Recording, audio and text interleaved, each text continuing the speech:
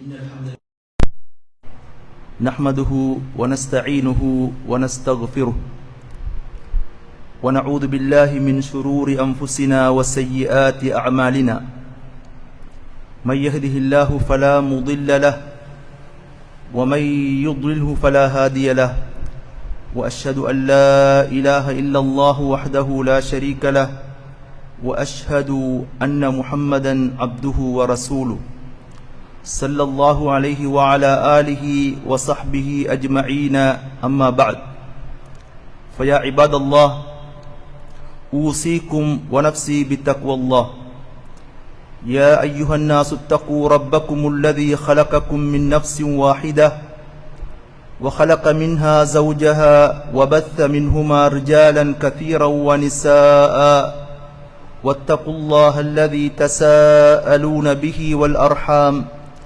إن الله كان عليكم رقيبا يا أيها الذين آمنوا اتقوا الله وقولوا قولا سديدا يصلح لكم أعمالكم ويغفر لكم ذنوبكم ومن يطع الله ورسوله فقد فاز فوزا عظيما فإن أحسن الكلام كتاب الله وخير الهدي هدي محمد صلى الله عليه وسلم وشر الأمور محدثاتها وكل محدثة بدعة وكل بدعة ضلالة وكل ضلالة في النار اللهم علمنا ما ينفعنا وانفعنا بما علمتنا وزدنا علما برحمتك يا أرحم الراحمين அளவற்ற அருளாளன் நிகரற்ற அன்புடையோன் அல்லாஹ்வை புகழ்ந்து அவனுடைய திருத்தூதர் ரசூலுல்லாஹி ஸல்லல்லாஹு அலைஹி வஸல்லம் அவர்கள் மீதும் அவர்களுடைய கிளையார்கள் குடும்பத்தினர்கள் தோழர்கள் அவர்களை பின்பற்றி வாழ்ந்த சாலிஹீன்கள் மர்மை வரைக்கும் அவர்களை பின்பற்றி வாழக்கூடிய சாலிஹீன்கள் அனைவருக்கும் ஸலவாத்தும் சலாமும் உண்டாவதாக என்று கூறியதன் பின்னால் புனித ஜும்மாவின் கிரியைகளை நிறைவேற்றுவதற்காக வேண்டி அல்லாஹ்வுடைய இல்லத்துக்கு வந்திருக்கக்கூடிய என் அருமை சகோதரர்களே, அல்லாஹ்வின் நல்லடியார்களே, அல்லாஹு சுப்ஹானஹு வ தஆலாவை உள்ளும் புறமும் பயந்து தக்வா செய்து அவன் ஏவிய கட்டளைகளை ஏற்று வாழுமாறு இந்த அழகிய சந்தர்ப்பத்தில் எனக்கும் அப்பால் உங்களுக்கும் அழகிய வசியத் கூறிக்கொள்கின்றேன். அல்லாஹ்வின் நல்லடியார்களே, அல்லாஹு சுப்ஹானஹு வ தஆலா எங்களுக்கு எண்ணற்ற அருட்கொடைகளை தந்திருக்கின்றான். وَإِن تَعُدُّوا نِعْمَةَ اللَّهِ لَا تُحْصُوهَا அல்லாஹ்வுடைய நிஅமத்துக்களை நீங்கள் அளவிட்டு எண்ணிட முயற்சித்தால் உங்களால் அவற்றை அளவிடவே முடியாது என்று அல்லாஹ் கூறுகின்றான். அப்படி கூறிவிட்டு இன்னல் இன்சான லலூமுன் கஃபார், நிச்சயமாக மனிதன் மிகவுமே அநியாயம் செய்யக்கூடியவனாகவும் அல்லாஹ்வுடைய அருட்கொடைகளுக்கு நன்றி கெட்ட விதமாக நடக்கக்கூடியவனாகவும் காணப்படுவதாக அல்லாஹ் கூறுகின்றான். எனவே அல்லாஹ் சுப்ஹானஹு வ தஆலா எண்ணற்ற அருட்கொடைகளை எங்களுக்கு தந்து அதன் மூலம் அல்லாஹ் எதிர்பார்ப்பது அல்லாஹ்வுக்கு நன்றி செலுத்தக்கூடிய அடியார்களாக நாங்கள் இருக்க வேண்டும் என்று. அவ்வாறு அல்லாஹ்வுக்கு நன்றி செலுத்தக்கூடிய அடியார்களாக நாங்கள் மாறுகின்ற பொழுது அல்லாஹ் கூறுகின்றான், وَإِذْ تَأَذَّنَ رَبُّكُمْ لَئِنْ شَكَرْتُمْ لَأَزِيدَنَّكُمْ அல்லாஹ் தஆலா உங்களுக்கு கூறியதை நீங்கள் ஞாபகப்படுத்தி பாருங்கள்.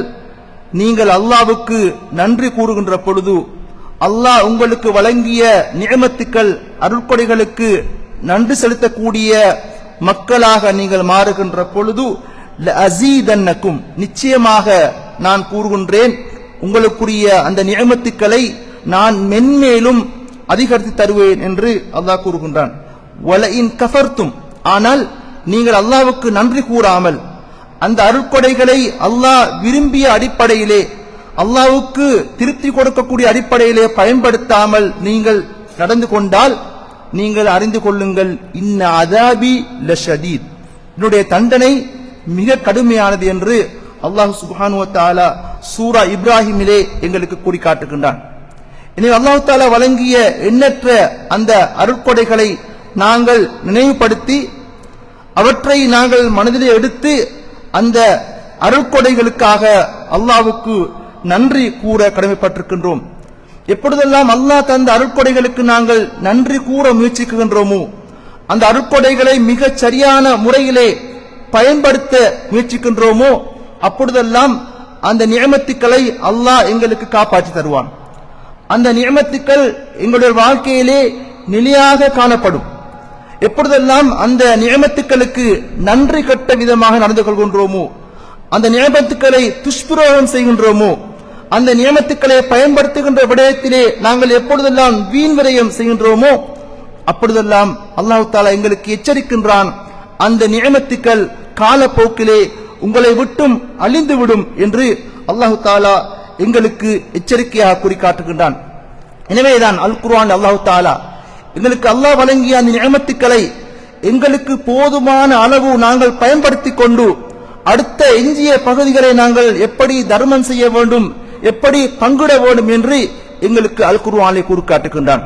நபிமார்கள் ரசூல்மார்களை அல்லாஹ் தஆலா இந்த பூமிக்கு அனுப்பியதன் மூலமாக அவர்கள் மூலம் இந்த மக்களுக்கு செய்த வழிகாட்டல் என்னவென்றால் சொத்துக்கள் நியமத்துக்கள் மிகவும் கவனமாக பங்கிடப்பட வேண்டும்.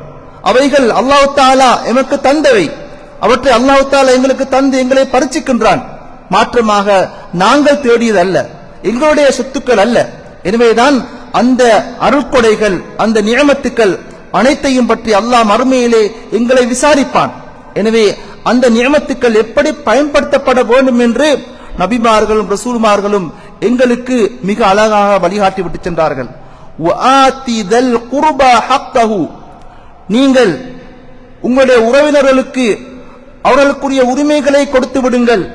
வல் மிஸ்கீன வப்னஸ் சபீல், ஏழைகளுக்கும் பாதையிலே போகக்கூடிய பாதசாரிகளுக்கும் வழிப்போக்கர்களுக்கும் நீங்கள் அவர்களுக்குரிய ஹக்கை உரிமையை கொடுத்து விடுங்கள் என்று அல்லாஹ் கூறிவிட்டு மிக கடுமையான எச்சரிக்கையை தருகின்றான்.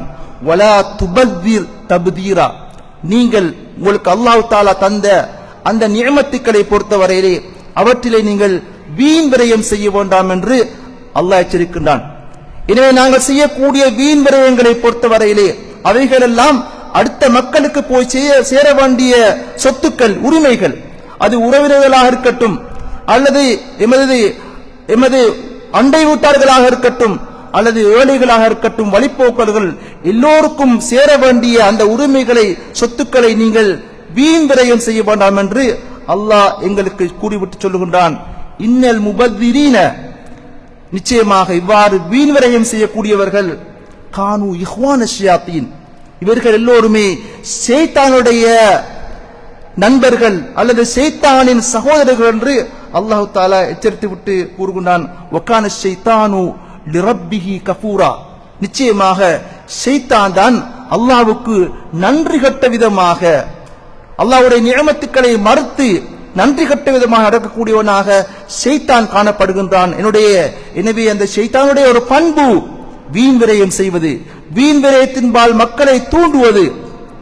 இவ்வாறு தூண்டுவதன் மூலமாக அந்த ஷைத்தான் உங்களையும் தன்னுடைய தோழர்களாக நண்பர்களாக ஆக்கிக் கொள்கின்றான். எனவே அத்தகைய அந்த வீண் விரயத்தை நீங்கள் செய்ய வேண்டாம் என்று அல்லாஹ் தஆலா எங்களுக்கு எச்சரிக்கையாக கூறி காட்டுகின்றான்.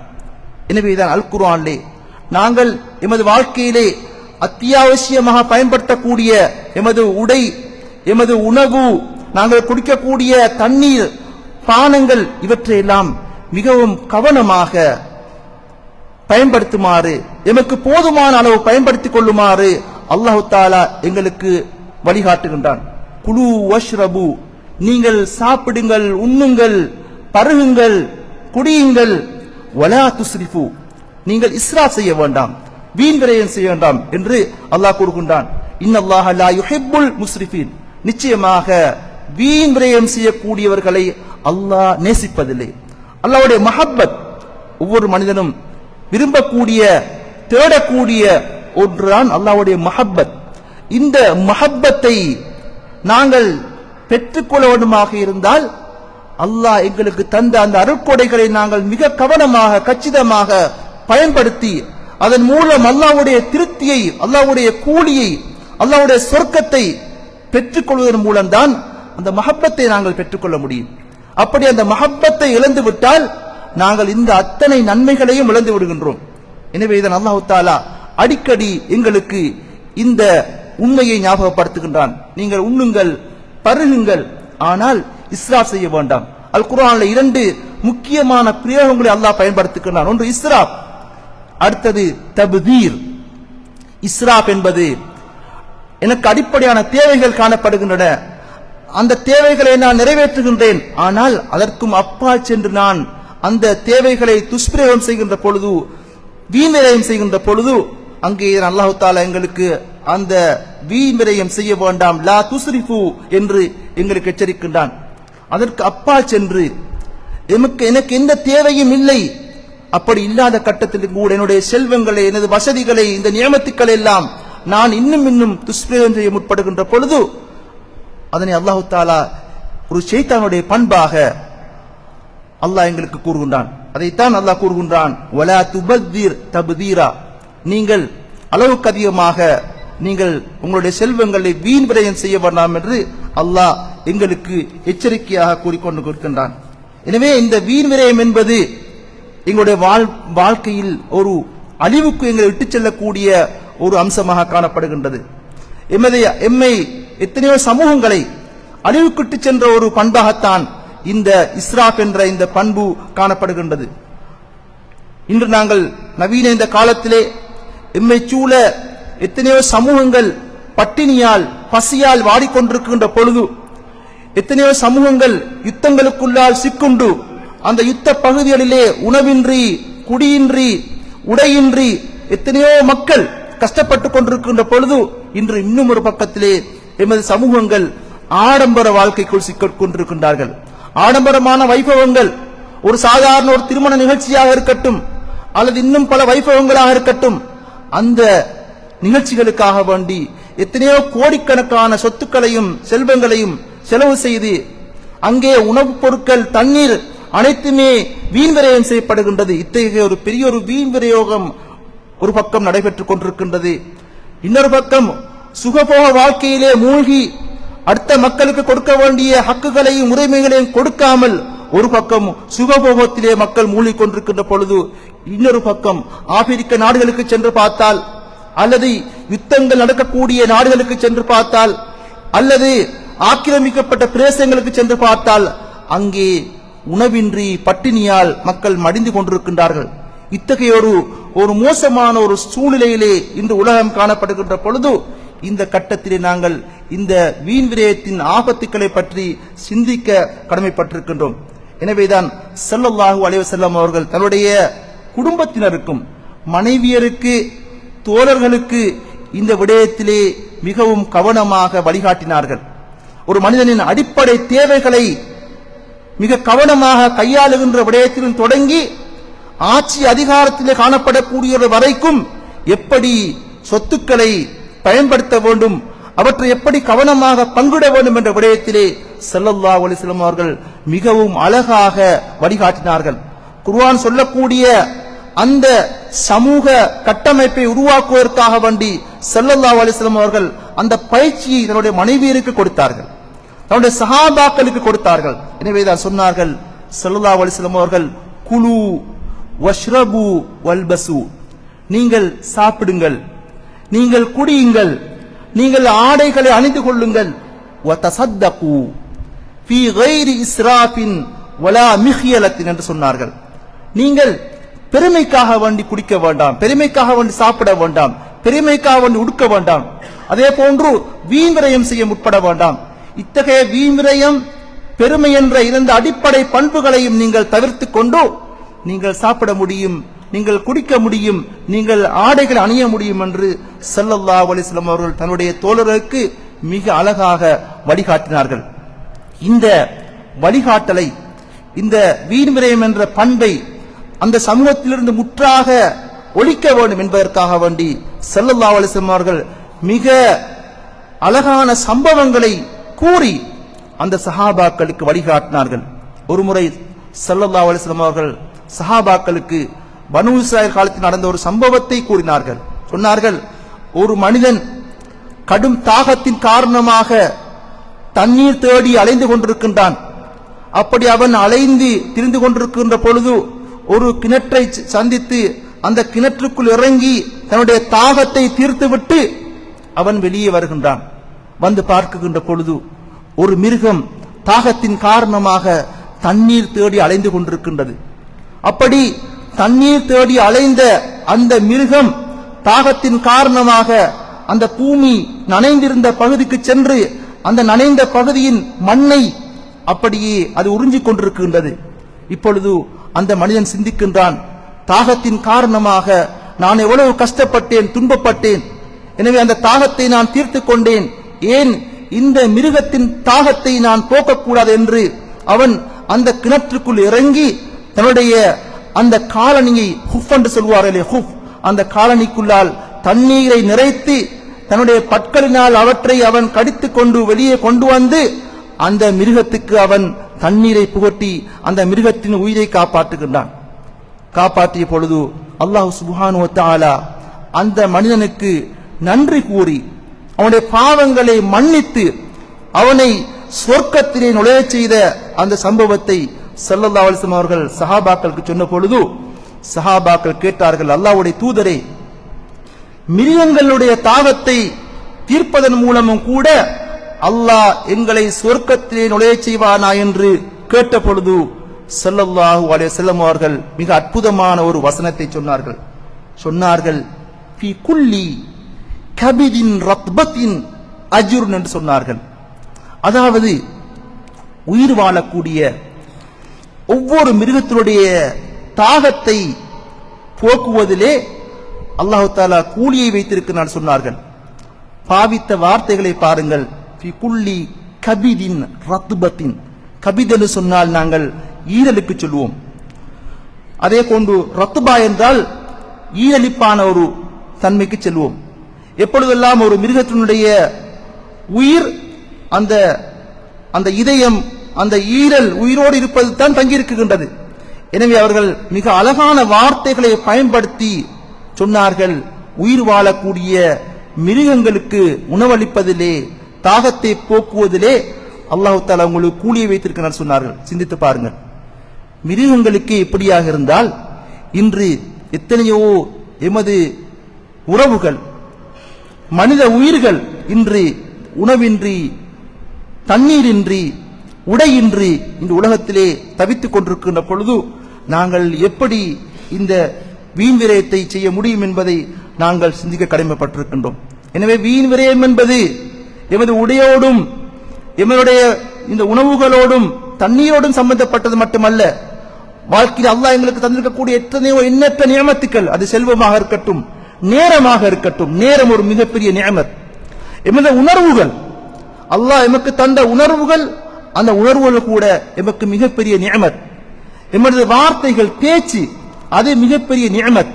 சில நேரம் நாம் பயன்படுத்தக்கூடிய ஒரு வார்த்தை, அந்த வார்த்தையை நாங்கள் வீண் விரயம் செய்தால் அதன் மூலம் மிகப்பெரும் ஃபித்னாக்களுக்கு நாங்கள் காரணமாக அமைந்து விடுகின்றோம். அதே போன்றுதான் மார்க்க விஷயங்களிலே நாங்கள் மிக கவனமாக நடுநிலைத்தன்மையை பேணாமல் நாங்கள் கடும்போக்கை கையாளுகின்ற பொழுது அதன் மூலம் நாங்கள் இந்த வீண் விரயம் என்ற அந்த அம்சத்துக்கு போய்விடுகின்றோம். எப்படி இந்த வீண் விரயம் என்பது வாழ்க்கையின் அத்தனை அம்சங்களிலும் நாங்கள் கவனத்திற்கு கொள்ள வேண்டிய விடயமாக காணப்படுகின்றது. எனவேதான் அல்லாஹு சுப்ஹானஹு வ தஆலா அல் குர்ஆனிலே இந்த வீண் விரயத்தின் காரணமாக தங்களுடைய நியமத்துக்களை அழித்துக் கொண்ட, தங்களுக்கே அழிவை சம்பாதித்துக் கொண்ட தனிநபர்களை பற்றியும் சமூகங்களை பற்றியும் அல்லாஹ் எங்களுக்கு எச்சரித்துக் கொண்டே இருக்கின்றான். லக்கத் கான லிஸபஇன் ஃபீ மஸ்கனிஹிம் ஆயா. சப என்ற ஒரு சமூகம் காணப்பட்டார்கள். அவர்களுடைய வாழ்க்கையில் நடந்த அந்த சம்பவத்தை அல்லாஹ் தஆலா ஒரு அத்தாட்சியாக எங்களுக்கு கூறி காட்டுகின்றான். அல்லாஹ் கூறுகின்றான், அவர்களுக்கு அல்லாஹ் தஆலா 2 சோலைகளை கொடுத்திருந்தான். வலப்புறமும் ஒரு சோலை, இளப்புறமும் சோலை, மிக பெரும் தோட்டங்கள். அந்த தோட்டங்களிலிருந்து நீங்கள் உங்களுக்கு அல்லாஹ் தஆலா தந்த அந்த அருட்கொடைகளை நீங்கள் புசியுங்கள், சாப்பிடுங்கள், அல்லாஹ்வுக்கு நீங்கள் நன்றி செலுத்தக்கூடிய மக்களாக இருங்கள் என்று கூறிவிட்டு அல்லாஹ் கூறுகின்றான், பல்லத்துன் தய்யிபா, உங்களுக்கு அல்லாஹ் தஆலா மிக அழகான ஒரு நாட்டை தந்திருக்கின்றான், அழகான ஒரு பிரதேசத்தை தந்திருக்கின்றான், நல்ல உணவுப் பொருட்கள், நல்ல அம்சங்கள், நியமத்துக்கள். இவற்றையெல்லாம் அல்லாஹ் உங்களுக்கு தந்திருக்கின்றான். வரப்புன் கஃபூர், அல்லாஹ் உங்களை மிகவும் மன்னிக்க கூடியவனாக இருக்கின்றான் என்று அல்லாஹ் தஆலா அங்கே கூறுகின்றான். ஆனால் அந்த சமூகம் என்ன செய்தார்கள்? அல்லாஹ்வுடைய நிஅமத்துக்கு நன்றி கூறாமல் அவற்றை புறக்கணித்தார்கள். அவர்கள் புறக்கணித்தார்கள். அதன் மூலம் அல்லாஹ் தஆலா அவர்களுக்கு கொடுத்த தண்டனை ஃபஅர்சல்னா அலைஹிம் ஸையல் அரிமி, அல்லாஹ் தஆலா அவர்களுக்கு ஒரு பெரும் வெள்ளப்பெருக்கை அங்கே அனுப்பி அவர்களுக்கு வழங்கிய அந்த 2 தோட்டங்களையும் அல்லது அந்த 2 சோலைகளையும் அல்லாஹ் தஆலா மிக மோசமான கசப்பான பழங்களை கொண்ட மரங்களை கொண்ட 2 தோட்டங்களாக அல்லாஹ் அவற்றை மாற்றிவிட்டான். அது மட்டுமல்லாமல் அல்லாஹ் தஆலா மிக குறைந்த இலந்தை மரங்களை கொண்ட தோட்டங்களாக அவற்றை அல்லாஹ் தஆலா மாற்றி அவர்களை தண்டித்தான். அல்லாஹ் கூறுகின்றான், ذَلِكَ جَزَيْنَاهُمْ بِمَا كَفَرُوا, நாங்கள் ஏன் அவர்களுக்கு இந்த தண்டனையை கொடுத்தோம் என்று சொன்னால் அவர்கள் நன்றி கட்ட விதமாக நடந்து கொண்டார்கள். அல்லாஹ்வுடைய நியமத்துக்களை புறக்கணித்தார்கள். அந்த நியமத்துக்களை அவர்கள் வீண் விரயம் செய்தார்கள். அவர்கள் அல்லாஹ்வுக்கு நன்றி கூறாமல் காணப்பட்டார்கள் என்று அல்லாஹ் தஆலா அந்த சபவாசிகளுடைய சம்பவத்தை கூறி எங்களுக்கு அதிலிருந்து ஒரு படிப்பினையாக எங்களுக்கு எடுத்து காட்டுகின்றான்.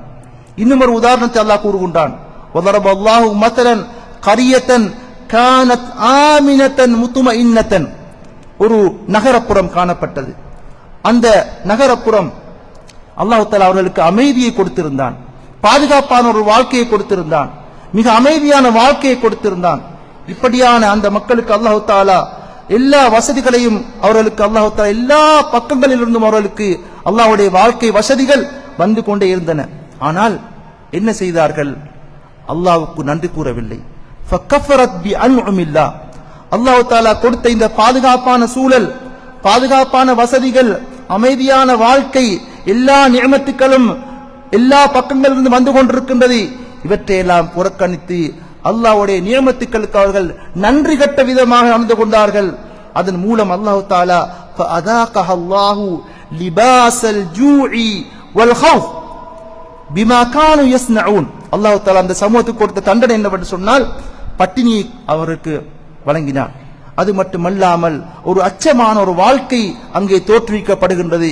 இத்தனைக்கும் காரணம் அல்லாஹ் கூறுகின்றான், பிமா கானூ யஸ்னஊன், அவர்கள் செய்த அநியாயங்களின் காரணமாக, அவர்கள் செய்த அந்த வீண் விரயத்தின் காரணமாக அல்லாஹ் சுப்ஹானஹு வ தஆலா அவர்களை தண்டித்ததாக கூறுகின்றான். எனவே அல்லாஹ் தஆலாவுடைய ஒரு அடிப்படையான அம்சம், அல்லாஹ் யாருக்கும் அநியாயம் செய்வதில்லை, அநியாயத்தை விரும்புவதில்லை, அவன் நீதி மிக்கவன், நீதியானவன். அல்லாஹ் கூறுகின்றான், வமா ظلمஹுமுல்லாஹ், அவர்களுக்கு அல்லாஹ் தஆலா அநியாயம் செய்யவில்லை, வலாக்கின் கானூ அன்ஃபுஸஹும் யظ்லிமூன், அவர்கள் தங்களுக்கு தாங்களே அவர்கள் அநீதித்துக் கொண்டார்கள்.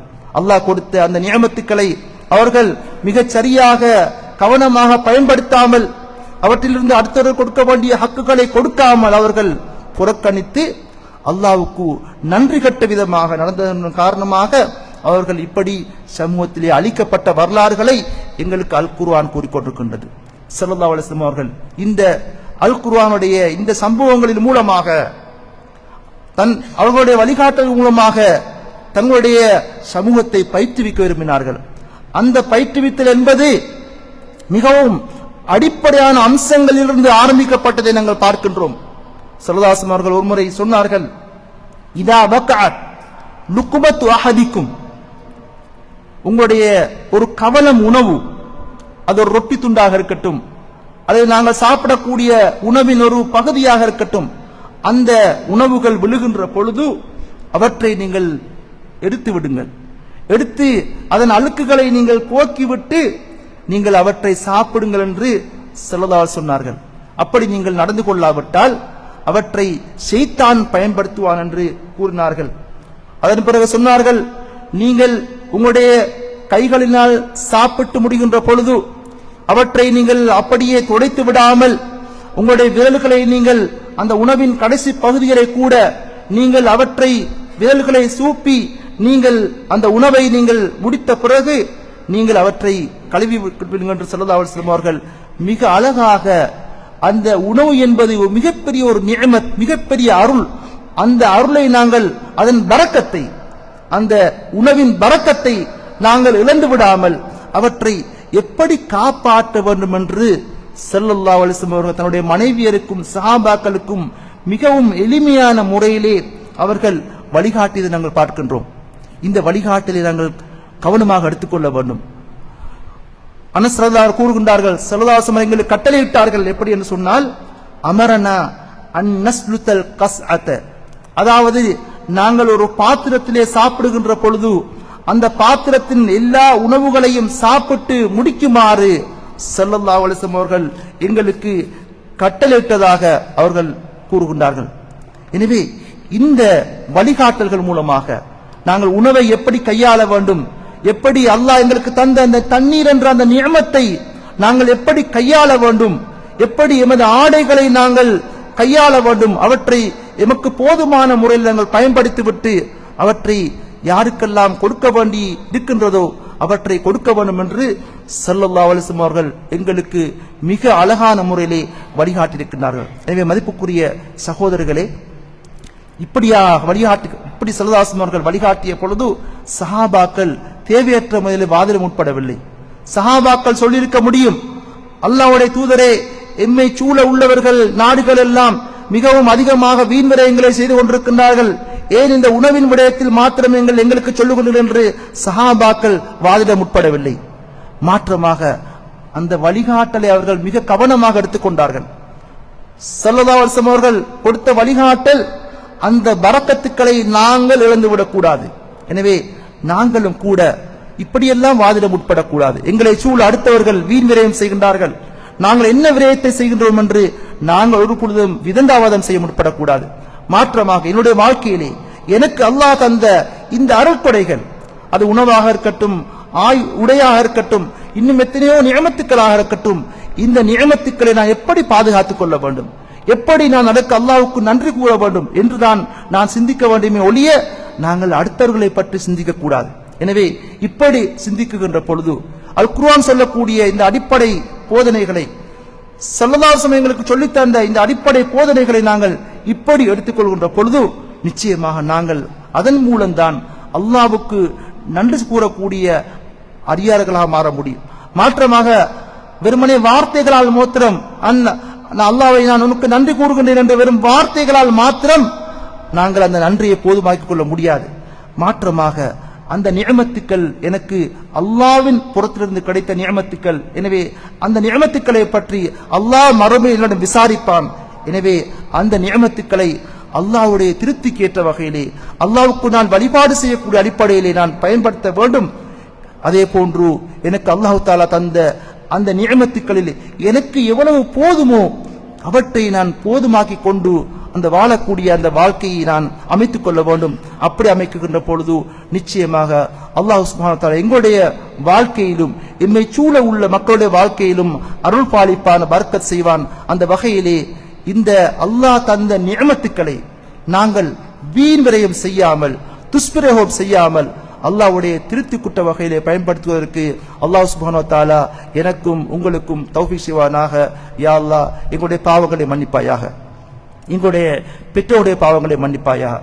யா அல்லாஹ், எங்களுக்கு மத்தியிலே யாரெல்லாம் வஃபாத்தாயினார்களோ அவர்களுடைய கபறுகளை விசாலமான கபராக, ஒளியுள்ள கபராக மாற்றிவிடுவாயாக.